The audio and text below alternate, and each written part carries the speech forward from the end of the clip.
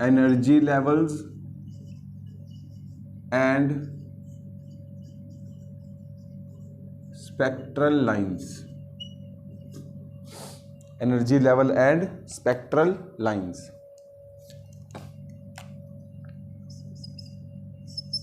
अब बोहर के अकॉर्डिंग जो इलेक्ट्रॉन होता है पर्टिकुलर ऑर्बिट में उसकी फिक्स्ड एनर्जी होती है।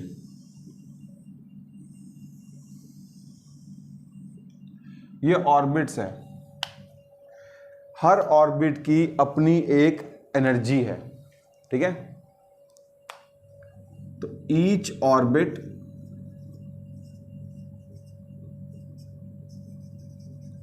Has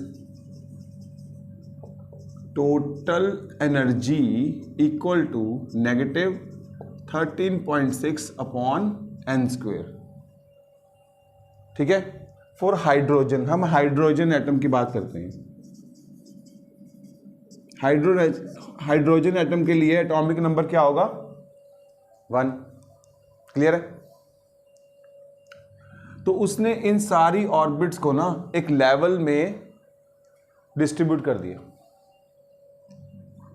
first orbit, second orbit,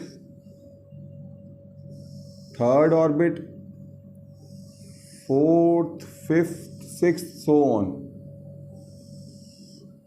clear है? तो ये है एनर्जी लेवल्स। अब जब इलेक्ट्रॉन फर्स्ट ऑर्बिट में है तो उसकी एनर्जी कितनी होगी? -13.6 अपॉन 1। 1 का स्क्वायर 1 इलेक्ट्रॉन वोल्ट। जब वो सेकंड ऑर्बिट में पहुंच गया तो उस ऑर्बिट की एनर्जी कितनी होगी? -13.6 अपॉन 2 का square 4 electron volt. Third energy level की -13.6 अपॉन 9। फोर्थ की, इस तरह से हर एनर्जी लेवल की एनर्जी हम निकाल सकते हैं। क्लियर है? तो अगर इलेक्ट्रॉन को फर्स्ट ऑर्बिट में रहना है तो उसके पास एनर्जी होगी -13.6। अगर उसको सेकंड ऑर्बिट में रहना है तो उसके पास एनर्जी होनी चाहिए -13.6 अपॉन डिवाइड बाय 4। 4 कहां से आया? n = 2। आ गया समझना?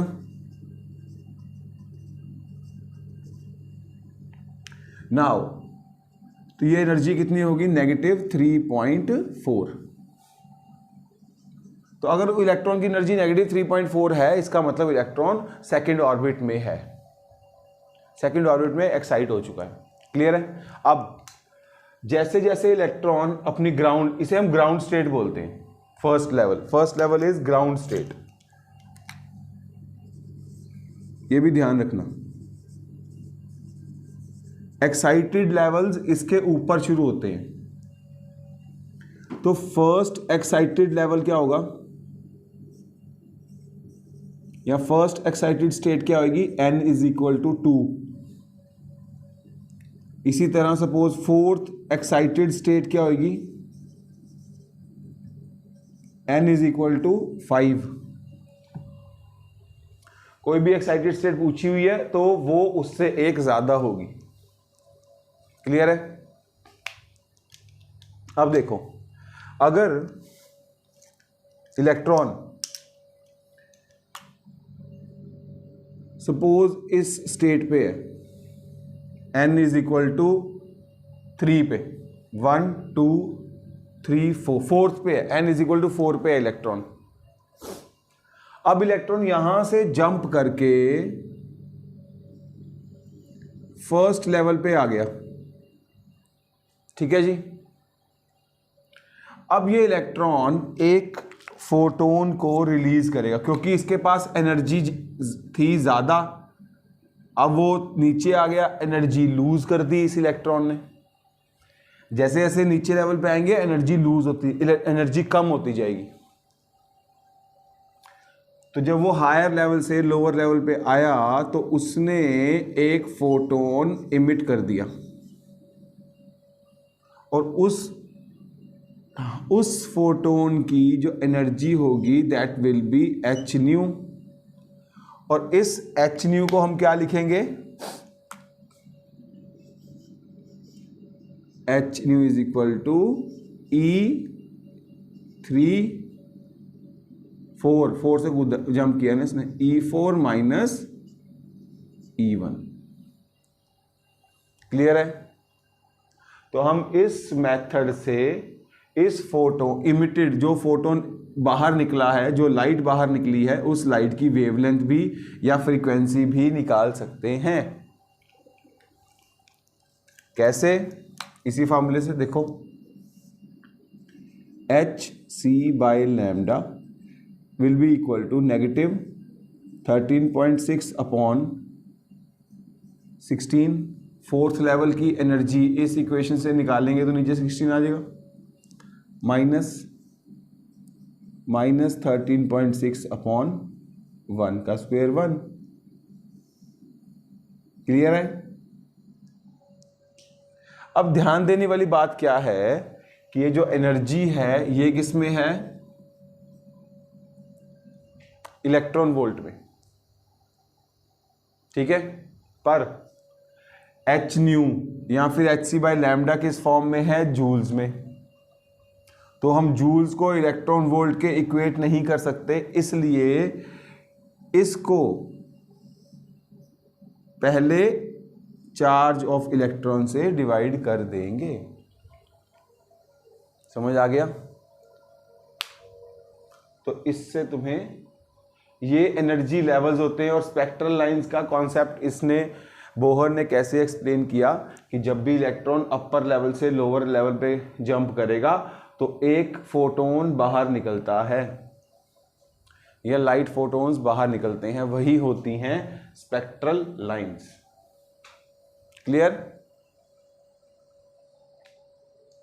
तो उन स्पेक्ट्रल लाइंस की वेवलेंथ निकालनी हो तो difference of energy, general formula निकालेंगे तो difference of energy is equal to h nu. इसे ध्यान से समझ लेना, इस पे बहुत न्यूमेरिकल आते हैं। तो वही अब है स्पेक्ट्रल लाइंस का, उसने रीजन बता दिया कि स्पेक्ट्रल लाइंस क्यों इंट्रोड्यूस हुई। स्पेक्ट्रल लाइन का रीजन जो रदरफोर्ड बता नहीं पाया था। रदरफोर्ड ने कहा था कि इलेक्ट्रॉन्स रिवॉल्व करते हुए अपनी एनर्जी को रिलीज करते हैं, और वही एनर्जी लाइट बन के स्पेक्ट्रल लाइंस की तरह बाहर निकलती है। तो बोहर ने इसको कॉन्ट्राडिक्ट क्या किया था कि अगर इलेक्ट्रॉन अपने ही एनर्जी को रिलीज करता जाएगा तो उसकी ऑर्बिट छोटी होती जाएगी और वो न्यूक्लियस में ही आ जाएगा, पर ऐसा नहीं होता।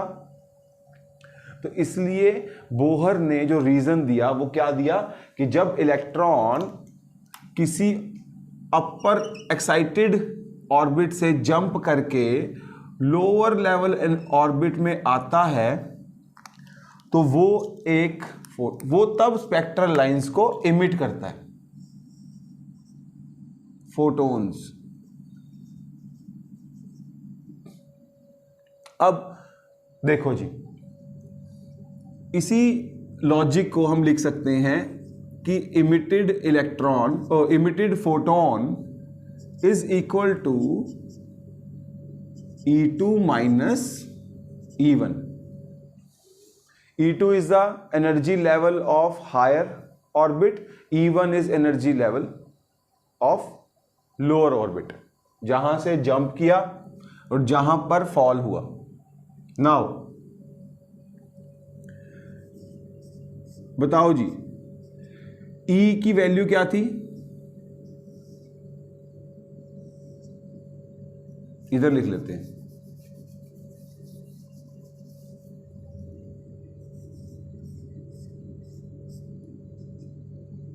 नेगेटिव। E की वैल्यू क्या थी? बोल आर्यन। किसकी? और नहीं, जो टोटल इतनी बड़ी वैल्यू निकाली थी हमने, जिसके नीचे आया था n स्क्वेयर h स्क्वेयर,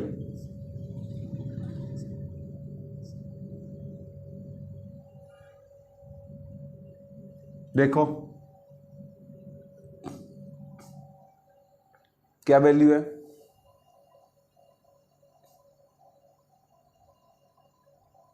अच्छा, स्क्रीनशॉट लिया हुआ है ना, अभी निकाल देते हैं। के जेड ई स्क्वेयर 2r था हमारे पास n स्क्वेयर h स्क्वेयर के जेड ई स्क्वेयर 4 पाई स्क्वेयर, तो ये घूम के ऊपर चला गया और ये बन गया था 2 के स्क्वेयर जेड स्क्वेयर ई की पावर 4 पाई स्क्वेयर, ये था।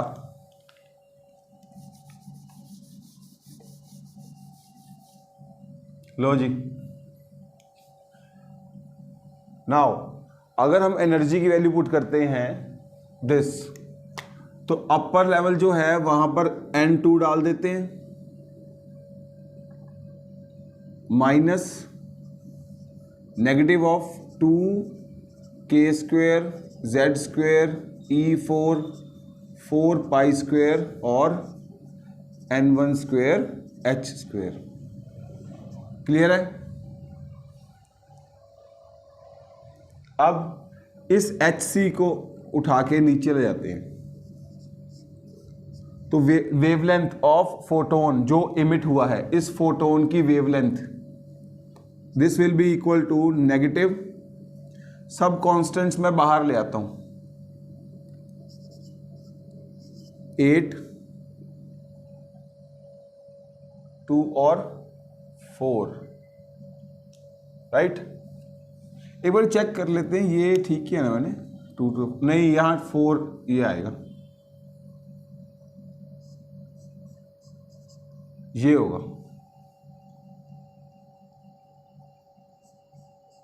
ये, क्योंकि 2 ना 4 से कट गया था और फिर 2 रह गया था, मेरे ख्याल तो यही थी। इस इक्वेशन में जब हम कांस्टेंट्स को बाहर निकाल लेंगे, 2 के स्क्वेयर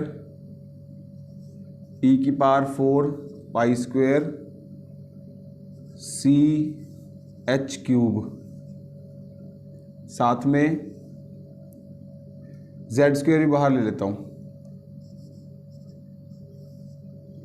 हमारे पास बचेगा 1/n1 स्क्वेयर 1/n2 स्क्वेयर। लो जी, क्लियर है? ये सारी जो इक्वेशन है ना, वो इसमें वैल्यूज पुट करके आगे कंटिन्यू करते हैं ना, सिर्फ बोर्ड्स में डेरिवेशन आएगी, एक्सप्रेशन तुम्हें कंपटीशन में डायरेक्ट एक्सप्रेशन यूज करना है। तो lambda will be equal to negative, अच्छा नेगेटिव अंदर चले जाएगा ना, तो n2 को मैंने n1 कर दिया, तो नेगेटिव हटा देता हूं, ये नेगेटिव और ये नेगेटिव नेगेटिव पॉजिटिव, तो n1 को आगे ले आया मैं, तो ये इक्वेशन बन जाएगी 2 के square e 4 pi square whole divide by c h cube. अब ध्यान से देखना भाई, ये केमिस्ट्री में तो पढ़ा होगा, फिजिक्स में इसकी डेरिवेशन है। लो जी, तो जो फोटोन इलेक्ट्रॉन जब अपर लेवल से लोअर लेवल पे जंप करता है, जब इलेक्ट्रॉन एक्साइटेड लेवल से ग्राउंड स्टेट पे आता है या किसी और स्टेट पे आता है, तो जो वो एक्स्ट्रा एनर्जी रिलीज करता है फोटोन की फॉर्म में, उस फोटोन की जो वेवलेंथ है उसे निकालने के लिए हमारे पास जो रिलेशन आया final, that relation is this,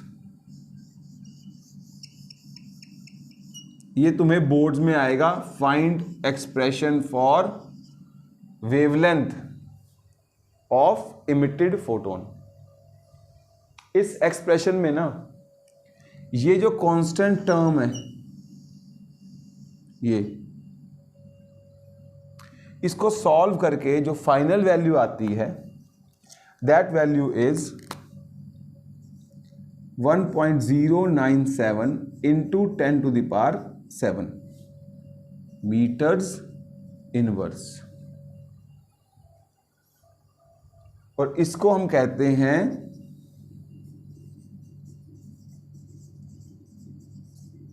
रेडबर्ग्स constant. कौन सा कांस्टेंट? रेडबर्ग्स कांस्टेंट। तो 1/λ is equal to R into this, proper form लिख देते हैं।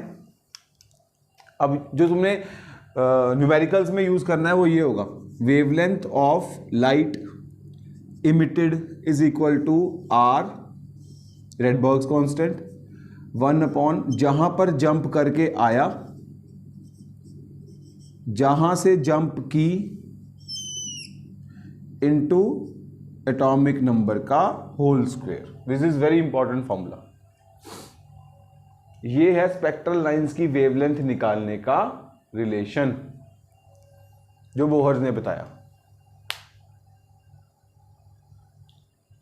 अब इस इक्वेशन को हम यूज करते हैं। देखो जी,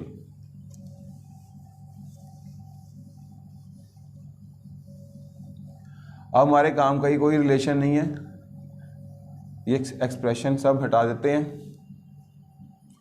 आगे का काम करते हैं।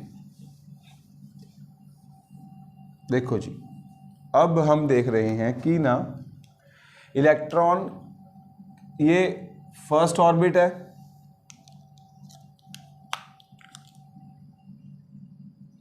ये सेकंड, ये थर्ड, ये फोर्थ, ये फिफ्थ। इसका मतलब इलेक्ट्रॉन ने फिफ्थ से जंप किया और सेकंड पे आ गया। दिख रहा है? अब बोहर ने जो स्पेक्ट्रल लाइंस जिन्होंने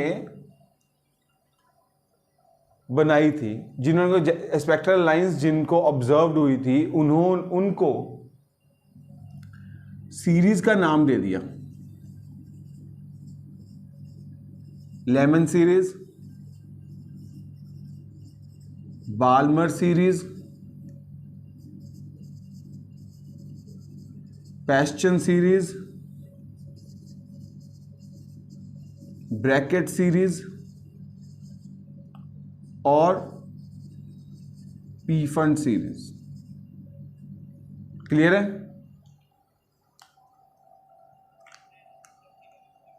वेरी गुड।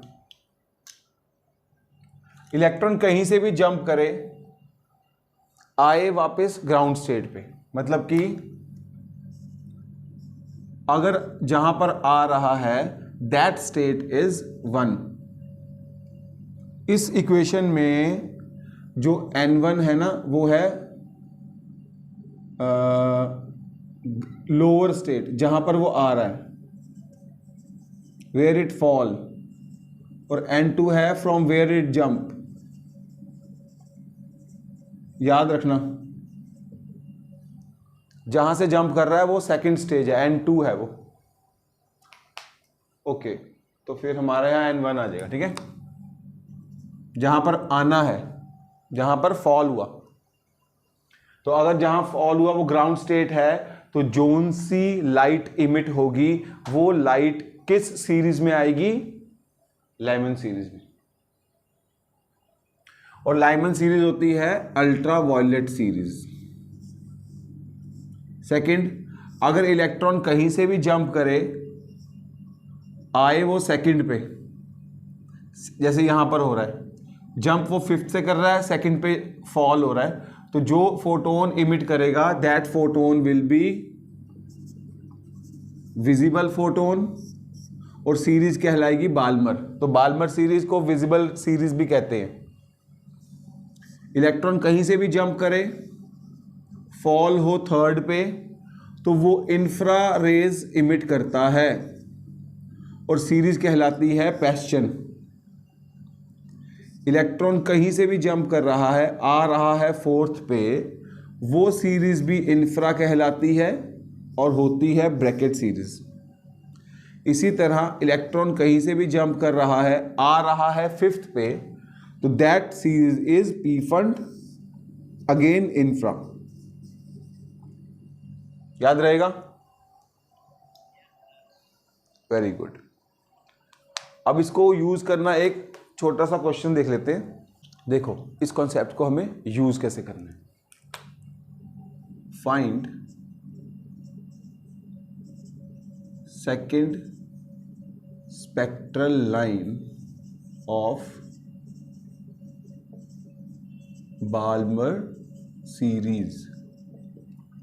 ये क्वेश्चन है, find second spectral line of Balmer series. अब सेकेंड स्पेक्ट्रल लाइन, हमारे पास जो फार्मूला है वो क्या है, 1/λ r n1 square minus n2 square. Balmer series है, बाल्मर सीरीज के लिए जो n1 होता है वो क्या होता है, 2। देख लो, इलेक्ट्रॉन को जंप करके कहाँ आना है, सेकेंड पे, तो n1 तो मिल गया मुझे। अब n2 क्या होगा, बाल्मर खुद सेकेंड स्टेट है, तो उसका फर्स्ट मेंबर क्या होगा, third state, second fourth stage. कैसे, ये देखो,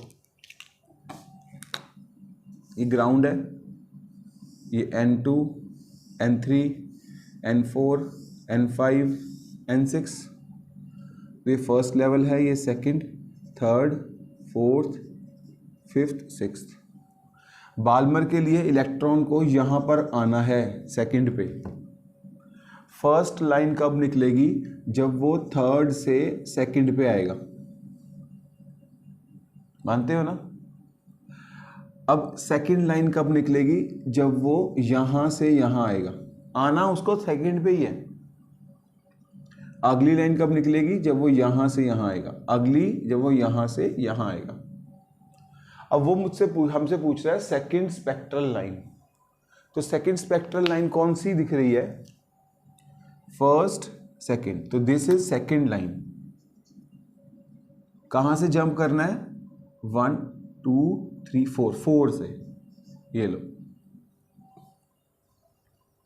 जब इलेक्ट्रॉन फोर्थ ऑर्बिट से सेकंड ऑर्बिट में जंप करेगा, तो जो बाल्मर सीरीज की स्पेक्ट्रल लाइन निकलेगी वो सेकंड होगी।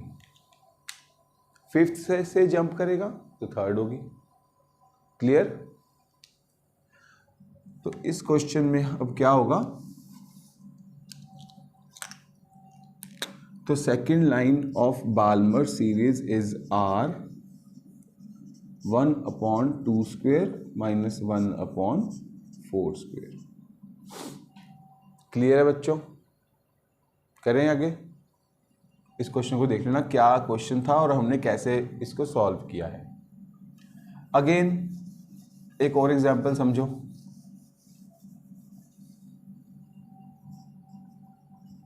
Find wavelength of third spectral line of Lyman series करते हैं। चलो लेमन सीरीज की थर्ड लाइन कैसे निकालें। 1 2 3 4 5 6, सपोज 6 मैंने ऑर्बिट्स बना दी। लेमन सीरीज है तो इलेक्ट्रॉन को जंप करके आना कहां पर है, फर्स्ट पे, ग्राउंड स्टेट पे आना है उसको। फर्स्ट लाइन कब निकलेगी, जब वो यहां से आएगा। दूसरी जब वो यहां से आएगा। तीसरी जब वो यहां से आएगा। होगी ना तीसरी लाइन। तो थर्ड लाइन के लिए n1 तो 1 ही है क्योंकि लेमन सीरीज। रही बात n2 की, दैट विल बी 4। देख लो ये थर्ड लाइन। 1 2 3 4, फोर्थ से जंप करेगा ना तभी थर्ड लाइन निकलेगी।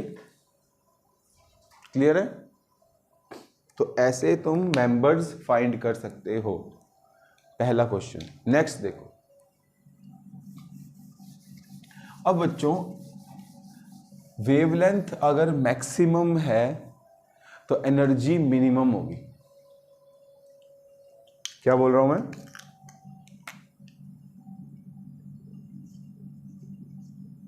For maximum wavelength energy released is minimum। और मिनिमम एनर्जी कब होती है? देखो, क्योंकि ये भी तुमसे पूछेंगे find maximum wavelength of Lyman series, maximum wavelength of Paschen series, maximum wavelength of Balmer series. ठीक है, मैं यहाँ क्वेश्चन ही लिख देते हैं हम। ठीक है, देखो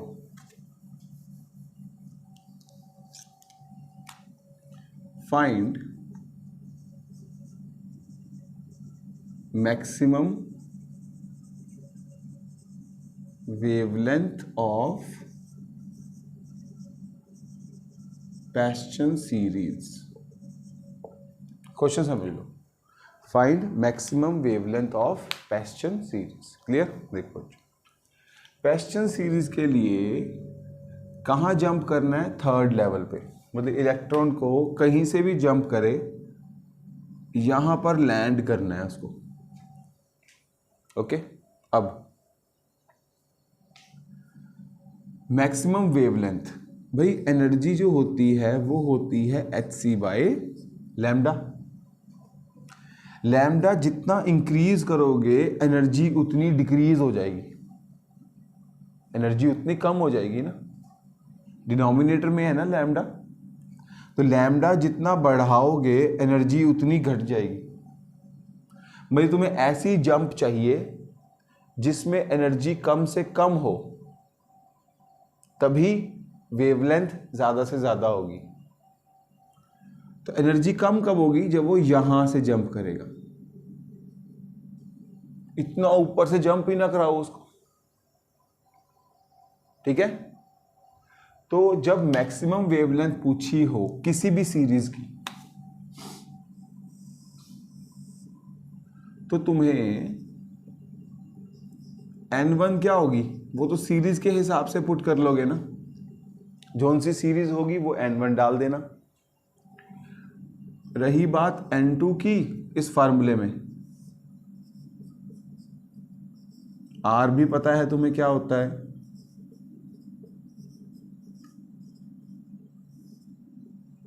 n1 तो सीरीज के हिसाब से आ जाएगा और n2 आ जाएगा n1+1। जोन सी भी सीरीज हो उसमें 1 ऐड कर देना। जैसे पेस्चन पूछ रहे हैं ना, maximum wavelength of Paschen series, तो वो उसके लिए n1 क्या होगा? 3 और n2 होगा 4। क्लियर है बच्चों? For maximum wavelength. अब नेक्स्ट आता है for minimum wavelength. Minimum wavelength के लिए क्या करना है? इसको रब कर देते हैं।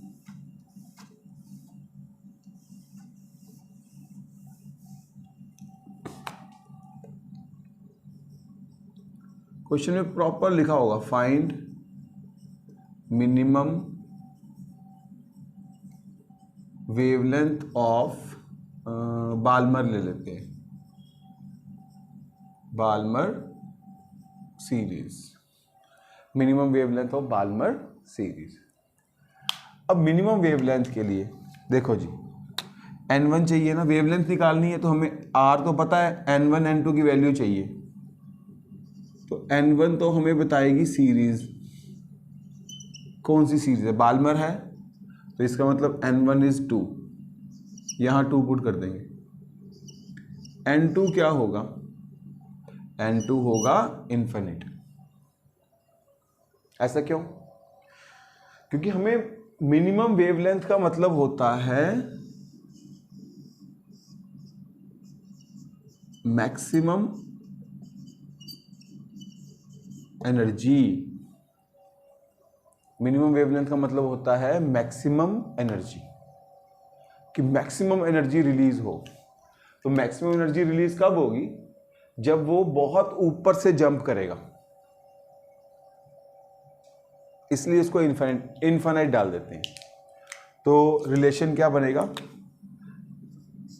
देखो, किसी भी कोई भी मैक्सिमम वेवलेंथ निकालनी हो ना, that will B R 1/n1 square, that's it. जिसकी इक्वेशन निकालनी है सीरीज की, वो यहां पुट कर देंगे। क्लियर है बच्चों? तो ऐसे तुम स्पेक्ट्रल लाइंस निकाल सकते हो। इसके क्वेश्चंस हम वीडियो में करेंगे नेक्स्ट, तो वहां से आपको और क्लियर हो जाएगा इनको यूज कैसे करना है। क्लियर? इसके नोट्स बनाते रहो। Good luck.